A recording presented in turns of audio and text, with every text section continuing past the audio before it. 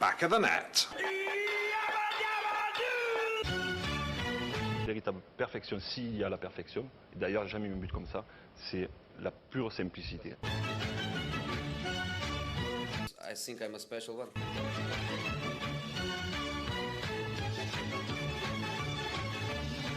Balotelli, Aguero!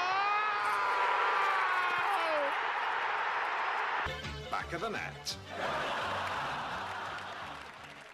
Et oui, c'est parti. Bienvenue dans Back of the Net, nouvelle hors-série les amis. Et oui, on revient d'une trêve internationale.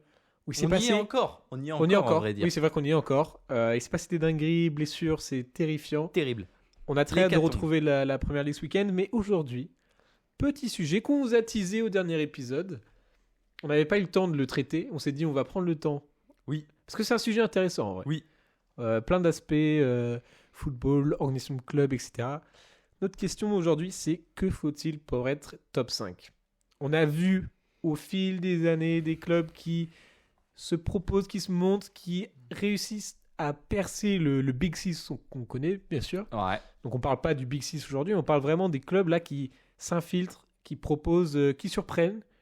On va retracer un peu historiquement, peut-être sur les 15-20 dernières années, des clubs qui ont réussi à rentrer là-dedans et aussi offrir la perspective d'aujourd'hui qui a la capacité de rentrer dans ce top 5. Est-ce que sur les 15-20 dernières années, excuse-moi de te couper Dadou. Galère, je t'ai pas encore introduit, mais pardon. Loulou est avec nous comme ça. J'ai explosé le micro. Arrête.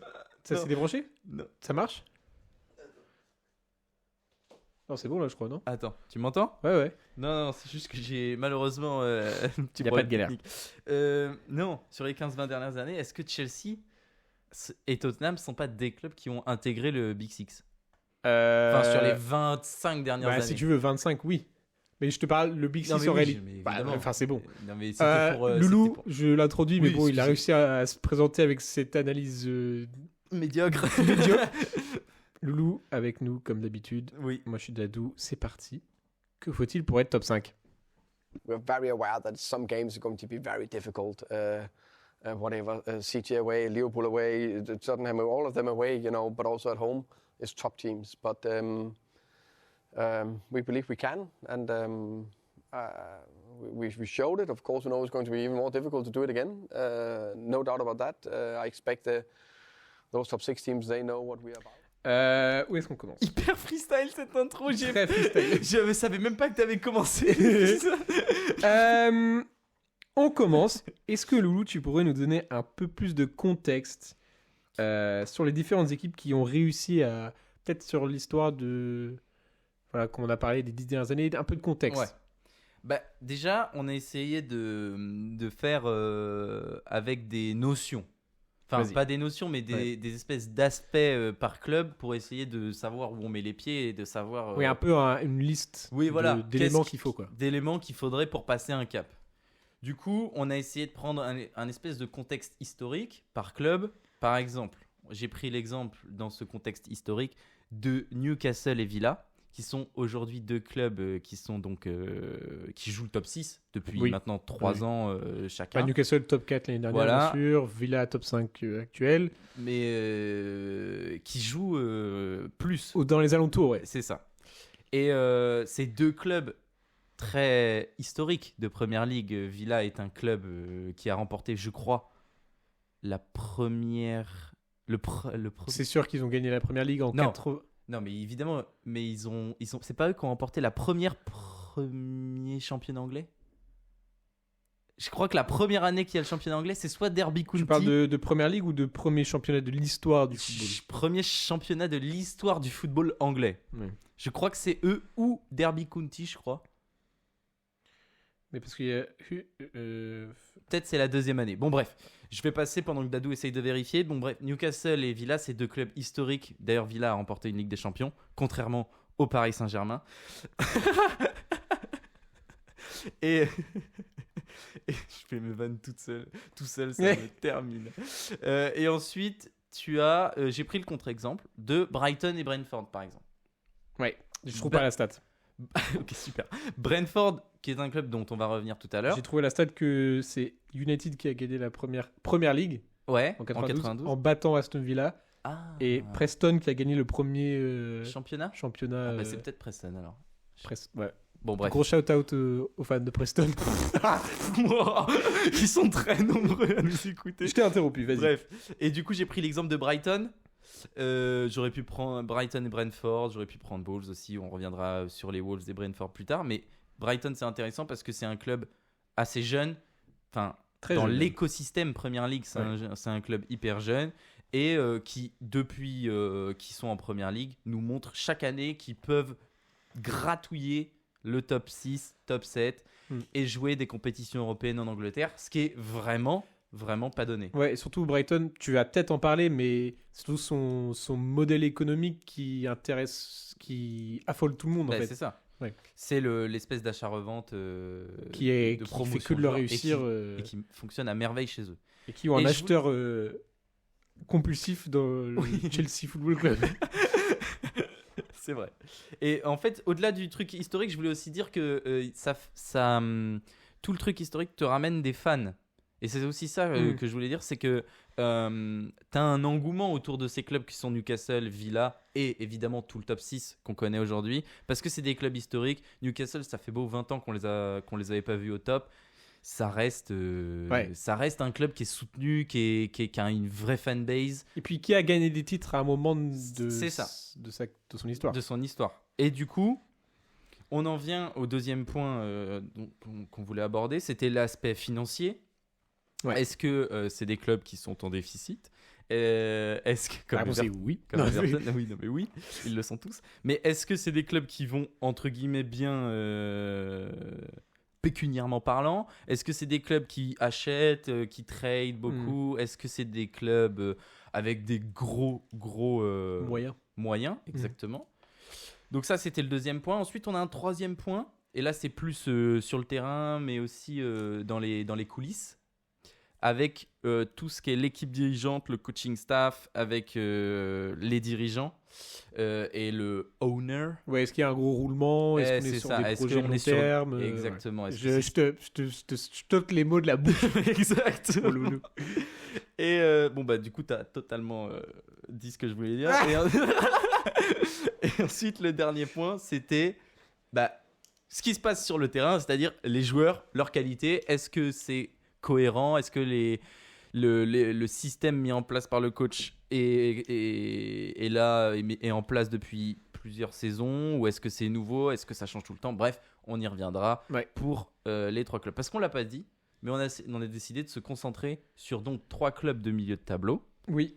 Qui sont Brentford, Wolves et West Ham. Oui, parce qu'il y a les exemples évidents qui sont Brighton, Newcastle, Aston Villa, dont on n'a pas beaucoup parlé cette saison, qui, on a décidé, ont les capacités potentiellement de rentrer dans ce top 5. Aston Villa l'est actuellement. Oui. Bon, il se trouve que les deux autres, Brighton, accumulent des mauvais résultats et Newcastle maintenant a 15 blessés dans son effectif. Mais voilà, on s'est dit que eux, ils ont les moyens d'intégrer. Qu'est-ce qu'il faut aux autres pour être dans le même ballpark, si on veut. Et du coup, ce qui nous ferait potentiellement une première ligue à 10 équipes potentielles. Qui ça le devient de plus en plus quand même. C'est ça. Et aussi, il faut prendre en compte que chaque saison, le niveau du Big Six qu'on connaît fluctue. Voilà, exactement. Fluctue. Oui. Et on peut voir United cette année, Chelsea depuis pareil, 2 ans, voilà, et même Tottenham certaines saisons où ils sont plus trop, ils galèrent et tout. Et juste dernier petit truc, je voulais revenir sur les 10 dernières années. Ce que tu as dit 25, je suis pas remonté avant. Ouais, non, mais j'ai abusé. Je suis remonté sur les, je suis remonté, je crois, jusqu'à la saison 2017-2018. Ok, donc ouais. Et j'ai essayé de regarder quel club était soit aux abords du top 6, soit pas loin. Et en gros, il y a évidemment un club qui ressort, et c'était Leicester. Ouais. Et eux, ils avaient tout ce qu'il fallait pour rester dans le top 6. Ils sortaient d'une saison de champion d'Angleterre exceptionnelle, avec des joueurs exceptionnels. Et ça n'a pas duré par beaucoup de malchance. Ouais. je trouve. Et aussi par des choix en termes de changement d'effectifs. Ils ont perdu, à la sortie du titre, ils ont perdu 3-4 joueurs importants. On va les rappeler. N'Golo Kanté, Mahrez. Et voilà. Et il y a eu aussi l'énorme tragédie qui les a touchés. C'était le décès de leur le propriétaire. C'était le proprio, qui était hyper important, hyper impliqué. Impliqué dans le club, mais et aussi localement, apprécié par la communauté de Leicester. Exactement. Décès terrible dans un crash d'avion. Hélicoptère. Hélicoptère, ouais. Et vraiment, ça avait énormément touché le Leicester, club. en plus. Et c'est Et en dévastateur. vrai, ça a mis très très mal le club. Ouais, vraiment. Bon, voilà. Du coup, il y avait ces raisons-là. Ensuite, il y avait aussi la raison, c'est qu'ils n'ont pas réussi à trouver de coach. Mm. Ils n'ont pas réussi. Après le départ de l'Écossais. Ouais. Quel Écossais? Brendan Rodgers? Ouais. Ils ont eu Ranieri. Ouais, et après ils ont Brendan Rodgers. Ouais, mais ça n'a pas marché. Bah non. Mais il est resté assez longtemps, je crois. Ouais, mais ça n'a pas marché. Bah après ils ont eu personne. Non, je crois pas. Enfin, Ok. si, mais Bon, j'ai- Ok. Bon, ils ont eu de la Ouais, difficulté. voilà. Bon, Ils ont eu de la difficulté à trouver un coach solide, enfin un truc qui était périn, un projet, ouais. voilà, pour se relancer. Et en gros, c'était la dégringolade au fur et à mesure des saisons, quoi. Ça baissait de plus en plus. Mm. Et ensuite, je voulais parler aussi d'Everton.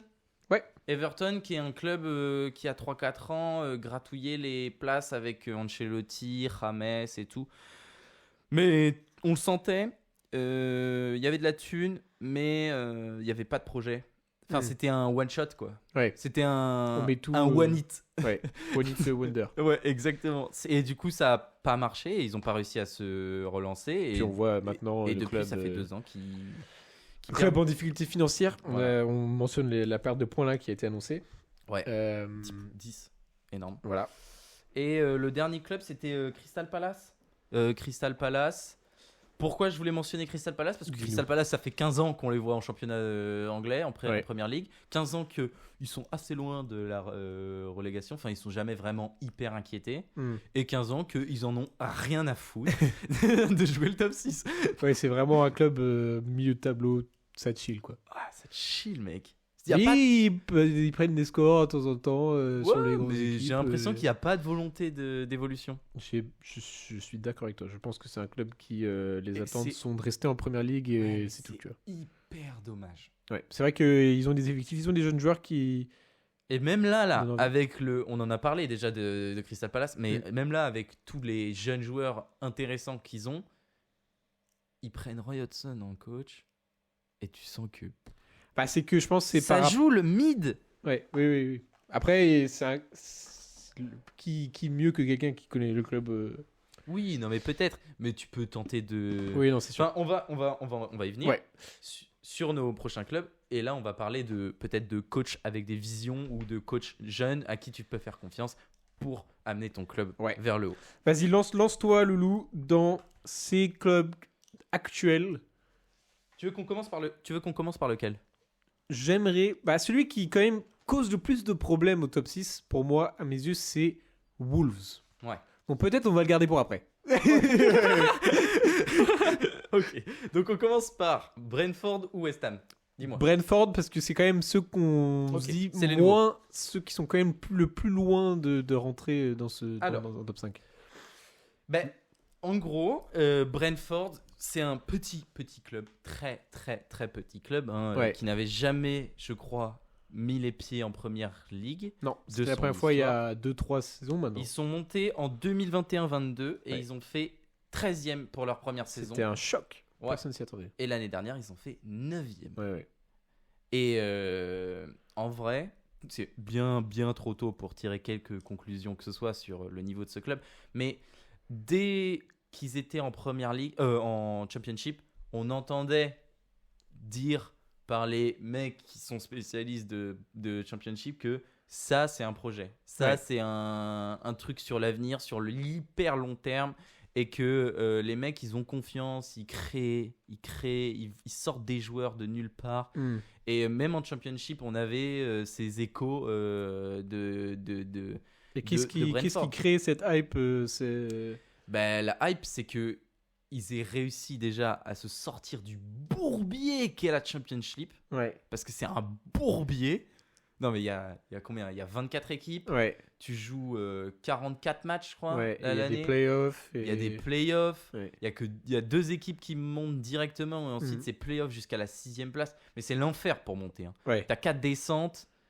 C'est horrible. Ouais. Et c'est un championnat, c'est hyper long. Tu dois avoir des effectifs hyper larges pour pouvoir justement jouer tes 44 matchs. Et du coup, tu es obligé d'avoir des gros budgets alors que tu n'as pas forcément le revenu qui va avec. Même si les stades sont tout le temps pleins, Ouais. c'est un championnat qui est ultra suivi, c'est hyper important en Angleterre. Ça Mhm. garde le côté petit club, championnat Ouais. à taille humaine, Ouais. tu vois, avec pas forcément des clubs de grosses villes, mais avec des clubs de l'Angleterre moyenne, quoi. Ouais, c'est ça. Puis ça garde Bah, t'as l'esprit la- Luton qui est là cette l'aspect année. historique aussi, et C'est le ça. fait que c'est montante descendante, Mm. tout le monde peut y arriver. Ouais, exactement. Bon. Et du coup, c'est astérisques et périls. Et du coup, Ce petit Brentford. ouais. D'ailleurs, je sais même plus combien ils font leur stade. Ça doit être du 25 000. Ouais, c'est grand max. Hein. Ouais. Du coup, pour rentrer dans le vif, sur Transfermarkt, Ouais. l'incroyable site Transfermarkt, ils ont un budget à 379 millions d'euros. Qu'est-ce que ça représente ce chiffre Bah, c'est mis dans l'esprit Première Ligue. En fait. Ouais. En fait, t'as tous les clubs qui ont ça. Hmm. Tous les clubs ont des budgets énormes en Première Ligue. Et il y a beaucoup de... Enfin, il n'y a pas beaucoup de rotation, mais il y a pas mal de changements chaque année. Il y a de la profondeur dans l'effectif. Ouais, il y a de la profondeur dans l'effectif. C'est juste qu'il y a beaucoup de transferts parce que ils se font piller. Hmm. Ils peuvent se faire piller, quoi. Et Est-ce que ils n'avaient pas des- perdu Toney, mais Ouais. ils auraient pu le perdre à tout moment s'il avait pas Bah, été... je pense que c'est prévu là pour bientôt. Exactement. Mais est-ce que c'est une équipe qui a encore beaucoup de reste de son équipe de Championship? Oui, Ouais. oui, il y a vraiment... Bah, Toney, Ouais. on est l'exemple parfait. Après, en défense, ils ont pas mal changé. Ils ont recruté 2 gardiens. Il y a plusieurs défenseurs de mémoire qui sont arrivés récemment. Hager, Collins, c'est cette année ou l'année Mm. dernière. Donc, c'est des mecs assez nouveaux. Sinon, au milieu de terrain, il y a des mecs de l'époque Championship. Ouais. Ils sont plus très nombreux, mais il y en a. Donc Tu ça, vois. on garde le cœur du projet qui, du coup, c'est quoi la naissance du projet Le projet Brentford, c'est avant tout le jeu. Brentford? Parce qu'en gros, tu as un coach, c'est Thomas Frank. Il est là depuis 2016. Ouais, quand même. Ça te place une stabilité et une envie d'évolution commune et droite sur plusieurs années pour un club. Et du coup, le gars est là depuis la Championship. Et il a Surtout que tu pourrais te dire qu'un projet de telle longueur, étant fan de Chelsea par exemple, jamais de la vie tu vois un... ça n'aboutit pas. Voilà, soit une fois que ça aboutit, c'est-à-dire la promotion, ensuite ça flop parce qu'il faut Amener quelque chose de nouveau pour ouais. motiver. Mais là, quand on regarde Brentford, bon, c'est peut-être un peu plus difficile cette saison que la saison passée, mais c'est une équipe qui donne envie, quoi. Ça propose, c'est dangereux, C'est c'est rapide, c'est... Voilà. Ben, en fait, l'énorme qualité de Brentford dans le championnat anglais, c'est que c'est hyper stable. Mm. C'est que, au-delà de la rotation d'effectifs, le cœur du sujet, le cœur, les fans, le coach, les proprios, j'ai pas mentionné, mais ils sont là depuis 2012 aussi. Donc, tout le cœur du truc, c'est toujours pareil. Après, les joueurs, ils s'impliquent. Et en fait, ce qui est aussi qui est cool à Brentford, c'est ils vont recruter des mecs qui sont inconnus, hein, ou un peu moins connus que la normale, pas de star, juste par exemple Wissa, le petit Wissa Ouais. de Lorient, si je dis pas de bêtises, je crois Ouais, qu'il non, je vient de crois que Lorient. Un mec pas forcément connu, quoi, et il joue titulaire en première ligue tous les week-ends. Ouais, c'est des, et- et puis et c'est c'est des, des mecs- des achats smart. C'est Enfin, ça. Ils savent ce qu'ils veulent, quel poste ils veulent. Et c'est ça. C'est des potentiels et des idées qu'ils voient dans les joueurs au-delà de la star, tu vois. Ils se disent, lui, on pourra le faire jouer comme ça ou quoi. Et du coup, ils s'impliquent, ils s'imprègnent, ils rentrent dans l'effectif avec une idée derrière. Et du coup, ça, c'est hyper intéressant. Et du coup, pour Brentford, si on veut répondre à cette question, qu'est-ce qu'il faut pour être top 5 ? moi, quand je pense à Brentford, je pense quand même à encore un jeu qui nécessite des erreurs de l'adversaire, qui sans possession du ballon. Je sais pas. Qu'est-ce qui manque? Moi, je pense qu'il manque du temps. Je pense qu'il faut leur laisser du temps. Je pense ils sont sur la bonne lancée. Ils sont sur la bonne voie. Je pense que le truc, c'est le budget. Soit recruter plus, soit... Enfin, le truc, c'est qu'il faut pas trop se planter. En fait, le problème avec ce genre de club, c'est qu'ils n'ont pas le droit à l'erreur, quoi. Ils n'ont pas le droit à une saison de moins bien. Et parce que s'ils ont une saison de moins bien, ils n'ont pas l'assise d'Arsenal ou de Chelsea de dire en hiver, on s'en fout, on claque, On change tout l'effectif. on change tout et puis tant qu'on se sauve, ça va, quoi. Et ben eux, ils peuvent pas se retourner comme ça. Donc si ça marche pas, t'as tout le château de cartes qui s'effondre. Et j'espère qu'ils vont continuer avec Thomas Frank. Enfin, il y a pas de raison aujourd'hui. Non mais aujourd'hui, il y a pas de raison. Mais j'espère qu'au premier accro, ils vont pas le mettre à la porte. Ce que je pense pas, parce que je pense que c'est assez périn comme truc. Ils savent où ils veulent aller. Ils savent comment, dans l'état d'esprit dans lequel ils veulent faire leur effectif, et que tout se joue pour eux sur la stabilité, la pérennité. Et je pense que ce qui est bien avec Brentford et le projet, etc., c'est qu'on voit petit à petit, on voit que c'est un club qui attire des jeunes joueurs, des jeunes potentiels. Exactement. Ça peut être une entrée à la Fame Premier League, etc. Et je pense que ça, c'est la première étape avant de devenir... C'est un peu... il faut qu'ils arrivent au stade de Brighton, entre guillemets, où on crée des talents. Et maintenant, on est une usine à talent, quoi. C'est ça. Et petit à petit, on grimpe pour s'installer dans le top 10 et ensuite le top 7. Enfin, voilà. Et donc... Si on devait passer à un autre contender, si on veut, je pense que faut particulièrement parler du coup de Wolves, parce que Wolves, ils ont toujours été pénibles dans les affrontements face au club du top 6. On l'a dit, qu'on en a parlé brièvement. Ça a toujours été horrible de jouer contre eux.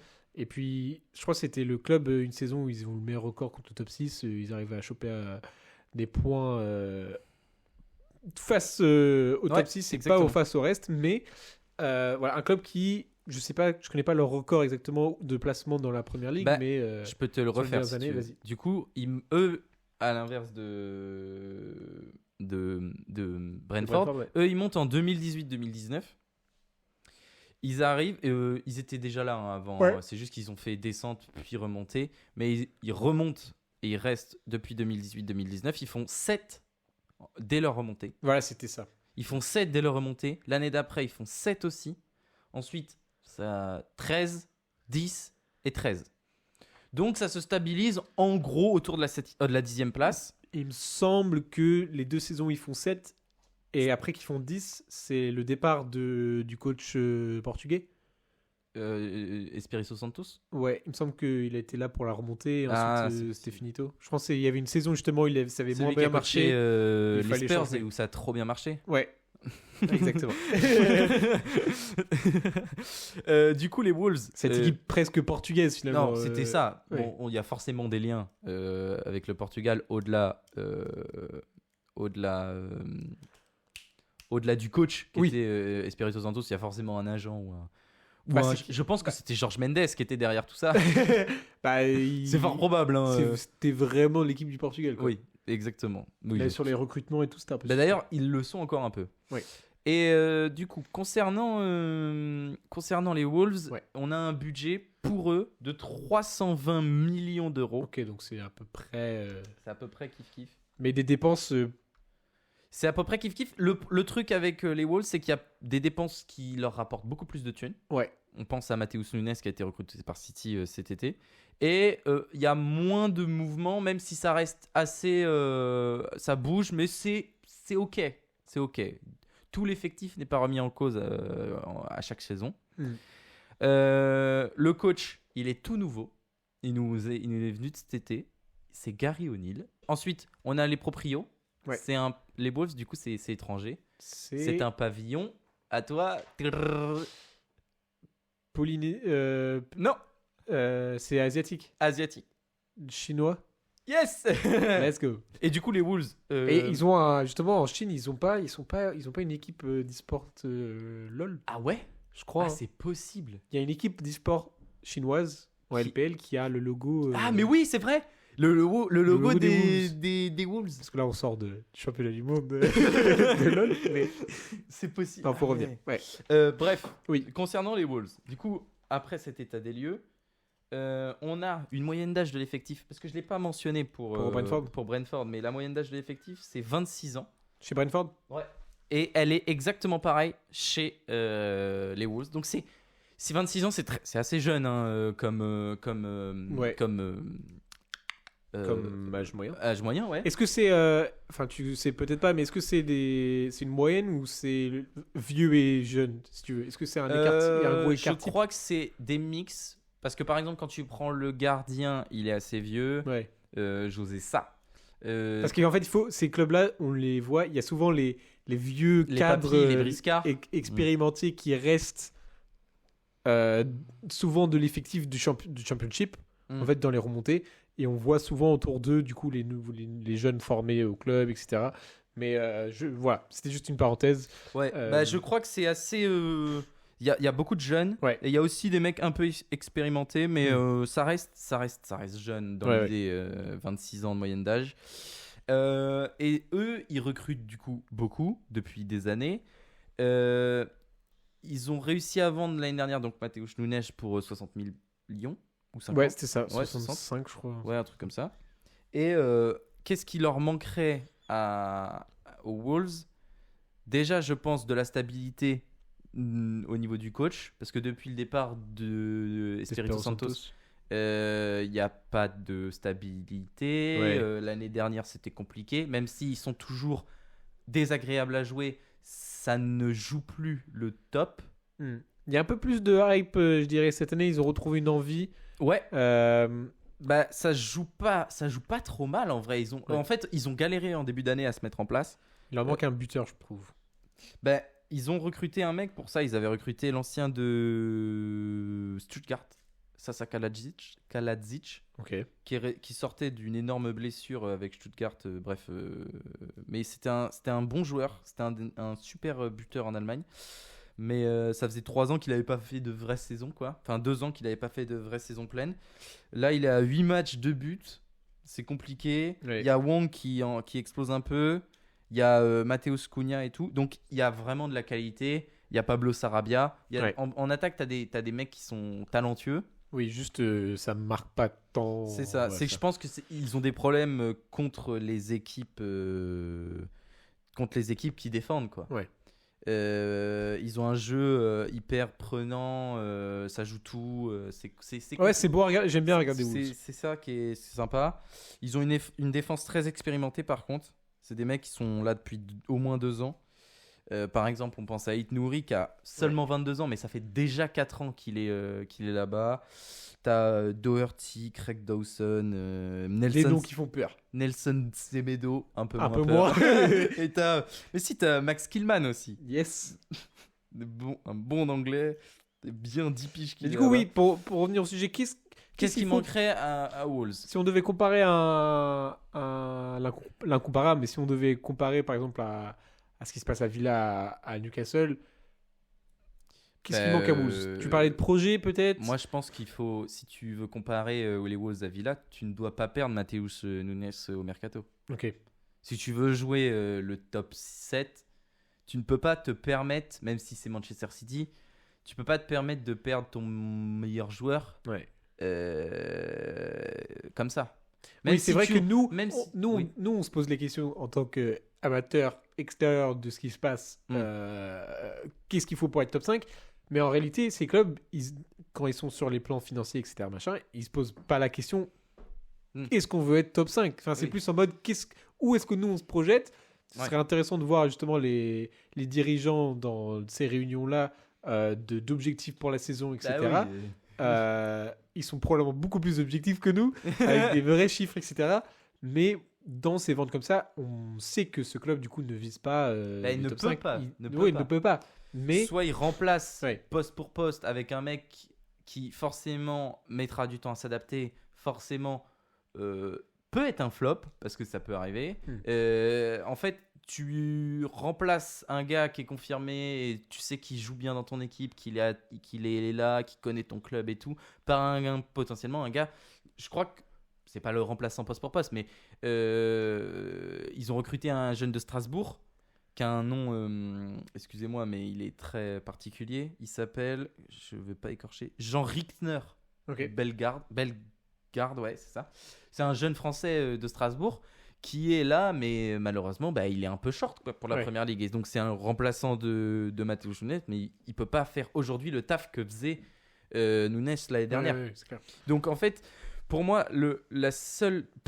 Pour un club comme les Wolves, qui est là depuis quelques années maintenant et qui, je pense, lui, espère et veut concurrencer les équipes du top 6, c'est déjà continuer de faire chier. Ouais. Excusez-moi, mais continuer d'embêter les équipes du top 6.